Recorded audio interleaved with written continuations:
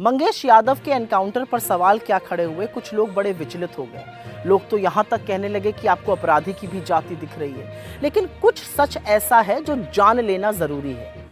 दिन था 28 अगस्त और दिन दिहाड़े सुल्तानपुर शहर में मशहूर सर्राफ भरत जी ज्वेलर्स के यहाँ करीब 1.5 करोड़ रुपए की लूट हुई। पुलिस के मुताबिक इस लूट में कुल 11 बदमाश शामिल थे और इसका मुख्य आरोपी विपिन सिंह नाम का एक आदमी था। इस पर गुजरात से लेकर उत्तर प्रदेश तक 8 जिलों में लूट के, चोरी के, हत्या के प्रयास के, डकैती के करीब 36 मुकदमे दर्ज हैं। लेकिन विपिन सिंह बड़े नाटकीय तरीके से पुलिस को चकमा देता है और 4 सितंबर को जाके कोर्ट में सरेंडर कर देता है। लूट के 4 दिन बाद मतलब 2 सितंबर को पुलिस मंगेश यादव के घर पहुंचती है। आधे कपड़ों में लेटे हुए मंगेश को पुलिस रात के करीब 2 बजे अपने साथ लेकर चली जाती है। इसके 3 दिन बाद 2 को लेके गई, 3 दिन बाद 5 सितंबर की सुबह मंगेश को तथाकथित एनकाउंटर में मार दिया जाता है। एसटीएफ दावा करती है कि मंगेश के पास से 32 बोर की पिस्टल, 315 बोर का तमंचा, बाइक और लूटे हुए जेवर बरामद किए गए। अभी तक ये जेवरात कहीं दिखे नहीं है। इसके अलावा पुलिस जब मंगेश को अपने साथ लेके गई थी तब वो निहत्था था, ये उसके परिवार का कहना, उसके पास कुछ नहीं था।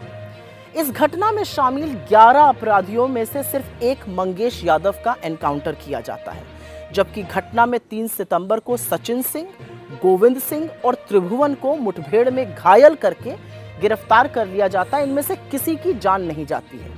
तो अगर पुलिस का इरादा मंगेश को जिंदा गिरफ्तार करने का होता तो पुलिस सिर्फ एक गोली मारकर उनको पकड़ सकती थी, जैसा इस मामले में 3 और अपराधियों के साथ किया गया। मगर एसटीएफ ने मंगेश को 4 गोलियां मारी और वो चारों गोलियां उसको पैर से ऊपर के हिस्से में मारी गई। इस एनकाउंटर को जूता नहीं, चप्पल पहनकर अंजाम देने वाले यूपी एसटीएफ के सीओ धर्मेश कुमार शाही हैं, जो सब इंस्पेक्टर से सीओ बने हैं।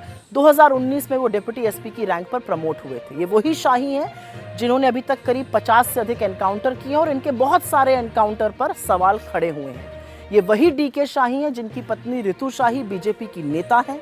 हाल ही में वो उत्तर प्रदेश महिला आयोग की सदस्य नियुक्त की गई हैं और इसके साथ ही वो गोरखपुर क्षेत्र में बीजेपी महिला मोर्चा की क्षेत्रीय कोषाध्यक्ष भी हैं। तो ये बीजेपी से तार हो गए। मंगेश एनकाउंटर की जांच भी डीके शाही के सजाती अधिकारी एसडीएम विदुषी सिंह को दी गई है। इसमें तो किसी को कोई अचंभा हो ही नहीं सकता है। खैर, जो लोग अपराधी की जाति पर उठ रहे सवालों से विचलित थे, क्या अब उनके पास कोई जवाब है? क्या अब वो आक्रोश नहीं दिखाएंगे? क्या अब उनको अन्याय नहीं दिखेगा? क्या अब वो ज्ञान नहीं देंगे? असलियत तो यह है कि आक्रोश दिखाने वाले लगभग सारे न्यूज रूम में दलितों, आदिवासियों और पिछड़ों का कोई प्रतिनिधित्व ही नहीं है। इक्का दुक्का कोई होगा तो वो कैमरा चलाता होगा, उसका ना शो की हेडलाइन से, ना न्यूज़पेपर की सुर्खी से, ना बनावटी आक्रोश से कोई लेना देना भी है। असलियत ये भी है कि आईना दिखाने पर बुरा लगना स्वाभाविक है, लेकिन सच से आखिर मुंह कब तक मोड़ा जाएगा?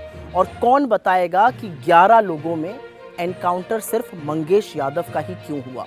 कौन बताएगा कि डीके शाही के बीजेपी से जुड़े हुए तारों पर जवाब कौन देगा? कौन बताएगा कि चप्पल पहनकर एनकाउंटर कैसे किया जाता है?